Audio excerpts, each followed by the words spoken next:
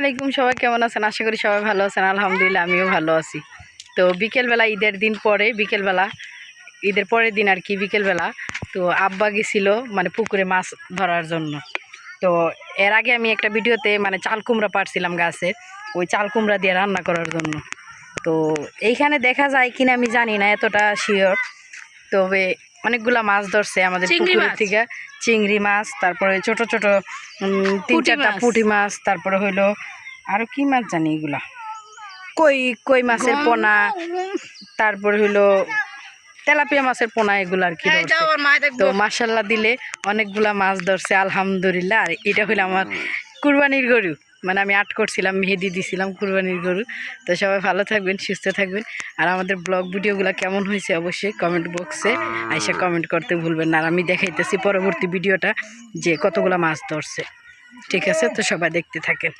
Bye bye, tata.